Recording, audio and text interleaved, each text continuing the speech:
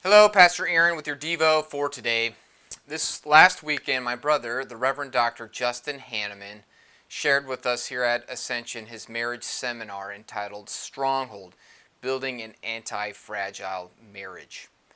During the seminar, he explained what he meant by antifragile. What does it fragile mean, he asked us, and we replied, easily breakable. He said that a teacup is a good example of something that's fragile. Like if you drop a teacup, it will break.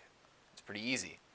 What does resilient mean, he asked us. We responded with, well, it's able to withstand stress and remain the same. And he explained that a good example of this is a Kong toy for a dog.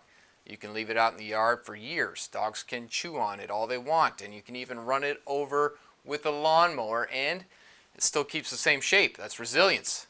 Well, he explained, anti-fragile describes something that gets stronger when it is stressed, like a muscle fiber.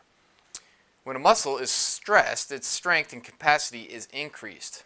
My brother's goal with the seminar was to help couples build anti-fragile marriages, that is, marriages that become stronger when faced with stress, uncertainty, or chaos. This may be new vernacular, but it is not a new concept. St. Paul writes in our epistle reading for this Sunday in Romans chapter 5, we rejoice in our sufferings, knowing that suffering produces endurance or perseverance, and endurance produces character, and character produces hope. And hope does not put us to shame because God's love has been poured into our hearts through the Holy Spirit who has been given to us.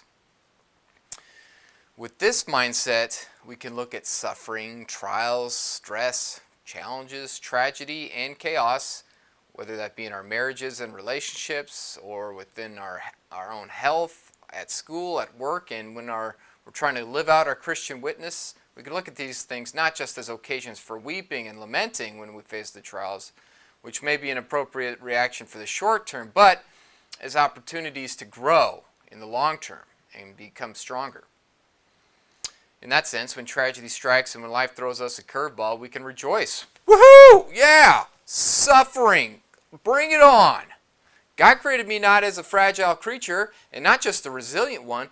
God made me to be anti-fragile. Here's an opportunity for me to seek God as my refuge and strength and pray that He increases my endurance and refines my character. This does not necessarily mean that we go around looking for trouble and stirring stuff up, okay? Although it could mean that. You see, muscles are broken down in stress before they get stronger, right?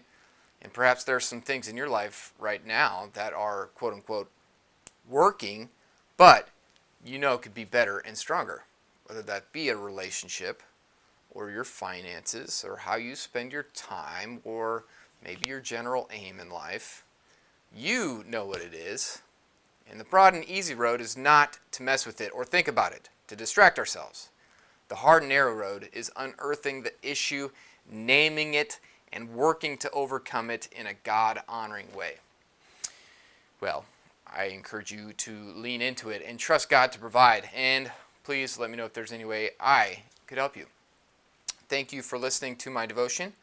And I hope to see you this weekend where I'll be unpacking this topic a little bit more of suffering and discipleship in my sermon for this weekend. God bless your day.